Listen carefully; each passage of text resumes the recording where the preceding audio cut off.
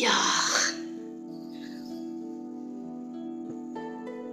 तो आज मैं आप लोगों के साथ बहुत ही रिलैक्स्ड मूड में हूँ। जैसे आज का जो वीडियो है वो मैंने बिल्कुल भी प्लान नहीं किया है और ये जस्ट एक रैंडम थॉट है मेरे दिमाग में जिस पर मैं आज अपना वीडियो बनाना चाहती हूँ। तो मैंने अपनी टी ले ली है कि टी लेते लेते मैं आप लोगों से आज बात करने वाली हूँ, क्योंकि ये एक मेंटल स्टेटस की बात मैं आप लोगों के साथ आज करने वाली थी। अच्छा, आप लोग उन लोगों में से हैं जो बहुत ज़्यादा ओवर थिंकिंग करते हैं। Like over thinking in the sense कोई ऐसी चीज़ जो आपके दिमाग में स्टक हो गई है और वो दिमाग से निकल नहीं पा रही है और आपको भी नहीं पता है कि आप उस चीज़ को अपने दिमाग से निकालें कैसे।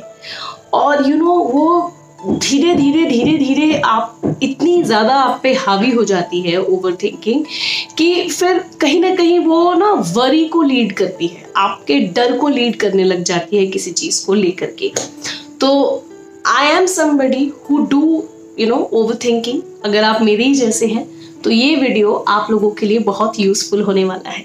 So let's start today's video.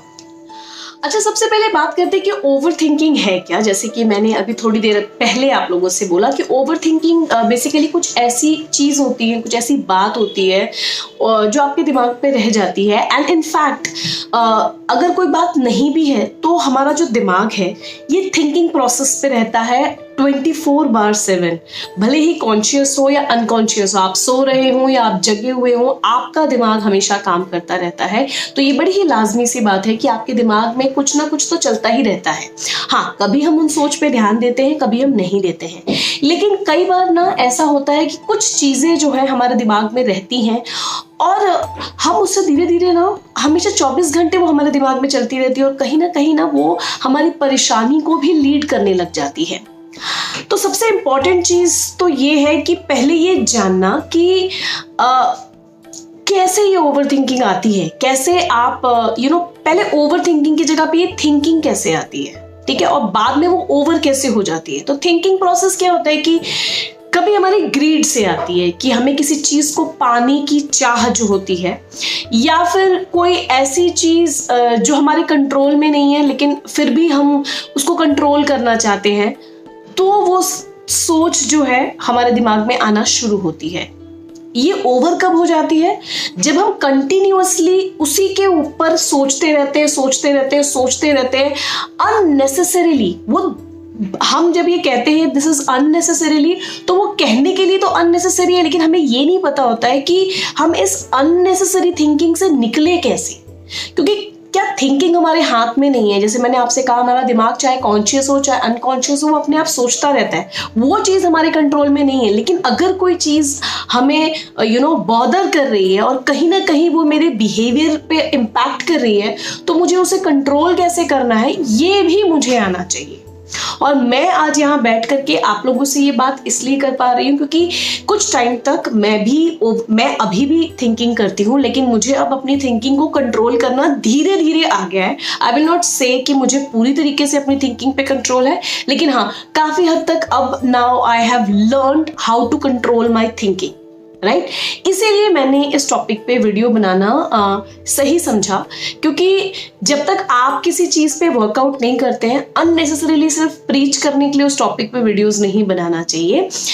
तो अगर आपके दिमाग में, और थिंकिंग ना बहुत सारी तरीके की होती है, टेंशन लेने लग जाते हैं हम, कई बार आपके वेट को लेकर के हो जाता है कि मैं क्या खाऊं क्या नहीं खाऊं, कुछ खाने का मन है लेकिन क्योंकि वो मेरे वेट गेन को लीड करेगा, सो मुझे उसे कंट्रोल करना। अब वो जो कंट्रोल में करती हूँ ना, वो कहीं ना कहीं वो मुझे बॉदर करने लग जाता है, ठीक है।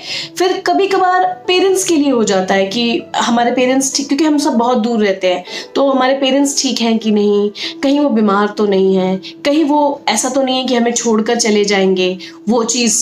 कभी बच्चे को लेकर के आदमी वरी होता है कि ये बड़ी होकर के कुछ कर पाएगी कि, मतलब अननेसेसरीली, मतलब जो सिचुएशन में अभी वो है ही नहीं, हम उस सिचुएशन को लेकर भी बॉदर हो जाते हैं, अभी बच्चा बहुत छोटा है, वो बड़ा होकर क्या करेगा क्या नहीं करेगा ये तो टाइम डिपेंडेंट चीजें हैं, बट हम अभी से ही उसके लिए वरी होना शुरू हो जाते हैं। तो इन सारी चीजों से हमारे अंदर धीरे धीरे एक डर आने लग जाता है। और ये अभी ओवर थिंकिंग एक बहुत ही छोटी सी बात लगती है ओवर थिंकिंग बोलना, लेकिन यही ओवर थिंकिंग आगे जाके स्ट्रेस में बदलती है, कई सारे डिप्रेशंस को हवा देती है, आपके अंदर डिप्रेशन जैसी प्रॉब्लम्स को लाती है। तो अगर इस छोटे से टॉपिक को आपने अभी ट्रीट नहीं किया तो आगे जाकर के ये एक बहुत बड़े प्रॉब्लम का भी रूप ले लेती है। तो आज मैं आप लोगों से इस चीज पे बात करूंगी कि ओवर थिंकिंग तो है, लेकिन ओवर थिंकिंग से डील कैसे करना है। तो सबसे पहले तो आप ये समझिए कि आपके दिमाग में चल क्या रहा है, वो क्या थॉट्स हैं जो दिमाग में आ रही हैं, जो आपको लिंगर कर रही हैं, आपको परेशान कर रही हैं। पहले उनको सेग्रीगेट करिए। सेग्रीगेट इन द सेंस कि कौन सी ऐसे थॉट्स हैं जो आपके मेहनत से, आपके काम करने से रेक्टिफाई हो सकती हैं, और कौन से ऐसे थॉट्स हैं जिनके ऊपर आपका कंट्रोल ही नहीं है, जिनको आप ठीक कर ही नहीं सकते। वो कौन से थॉट्स हैं उनको सेग्रीगेट करिए। जब आप इन दोनों चीजों को सेग्रीगेट कर लेते हैं और आपको पता चल गई है कि भाई ये चीजें हैं, ये एक सोच है मेरे दिमाग में जिसको लेकर के मैं बहुत परेशान हूं, और अगर आप उस पर काम कर सकती हैं तो धीरे धीरे कुछ माइलस्टोन्स रखिए और उन चीजों को अचीव करने की कोशिश करिए, ताकि वो जो सोच है उसको आप टेकन केयर कर पाए। राइट? अब आते हैं दूसरे तरीके की सोच पे, जिसपे आपका कोई कंट्रोल नहीं है, जो आउट ऑफ कंट्रोल है। फॉर एग्जाम्पल लाइक कि मेरा बच्चा बड़े होकर के कुछ कर पाएगा कि नहीं, अभी ऐसा है तो पता नहीं बाद में जाकर के लेजी ना हो जाए, बाद में जाकर के कहीं ये मेरी बात ना सुनने लग जाए। अब ये जो सोच है ये अभी आपके कंट्रोल में नहीं है, क्योंकि जब तक बच्चा उस पोजीशन पे नहीं पहुंचता है जिस चीज के लिए आप वरी हैं, आप कुछ नहीं कर सकती।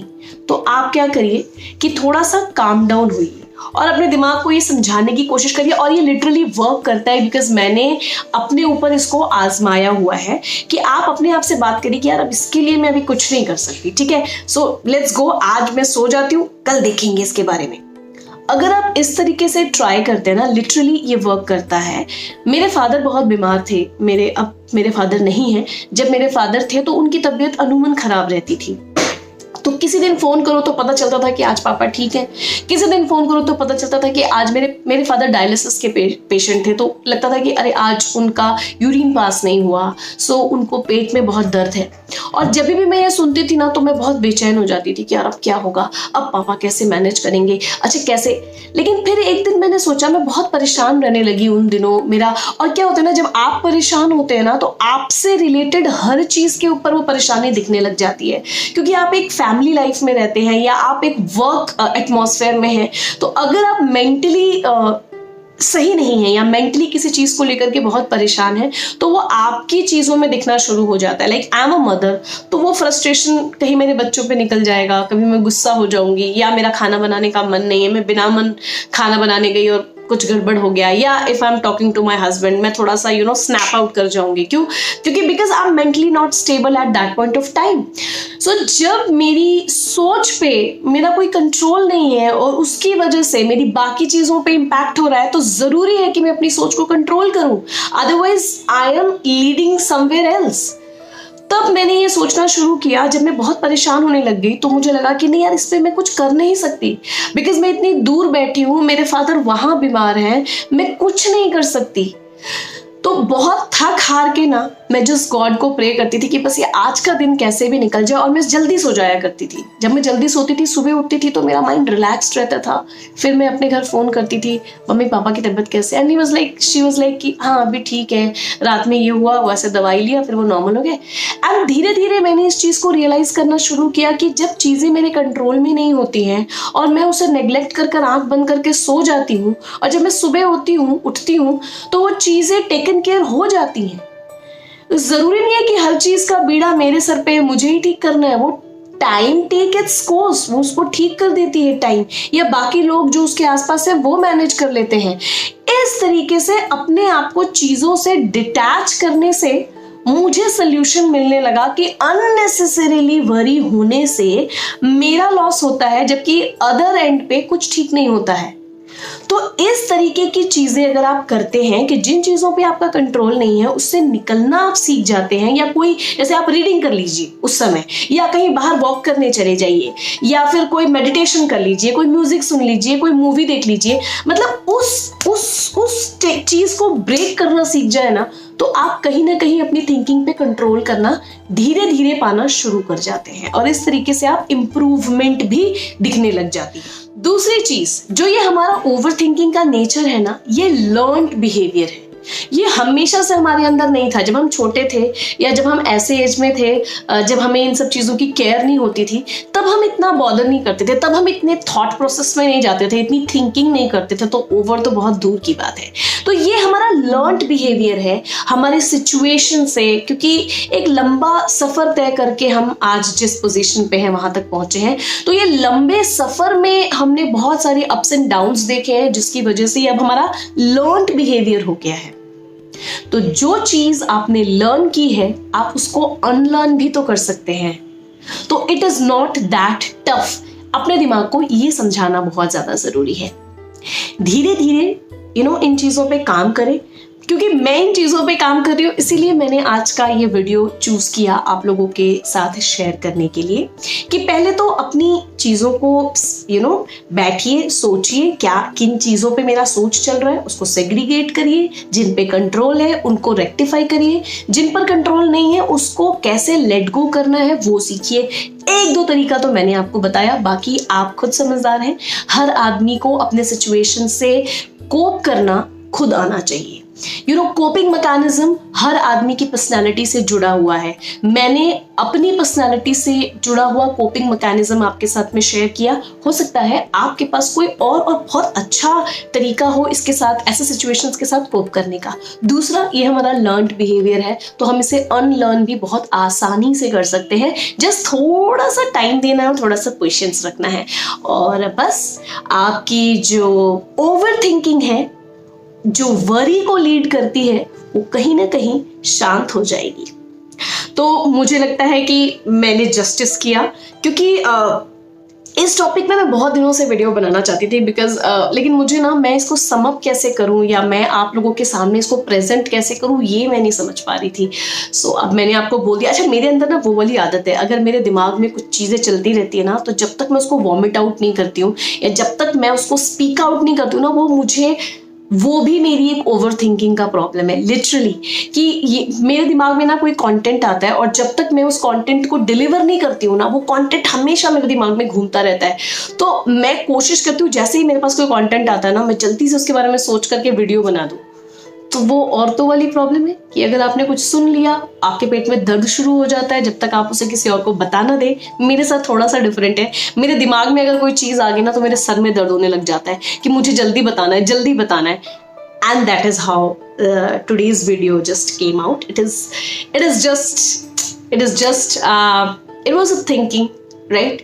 And मैं खुद इस पे काम कर रही थी, तो I thought of maybe आप में से कुछ लोग होंगे जिनको ये वीडियो यूजफुल लगा होगा। तो अगर यूजफुल लगा होगा मेरा वीडियो, तो प्लीज़ मेरे चैनल को लाइक और सब्सक्राइब ज़रूर करिएगा। तो बस आज के लिए यहीं तक। और अगर आपके पास कुछ टॉपिक हो जिसके ऊपर आप चाहते हो कि विनीता तुम ये वीडियो बनाओ, so please share that topic with me. I try my level best कि मैं आप लोगों के लिए वो वीडियो बना पाऊँ। तो तब तक आज के लिए बाय।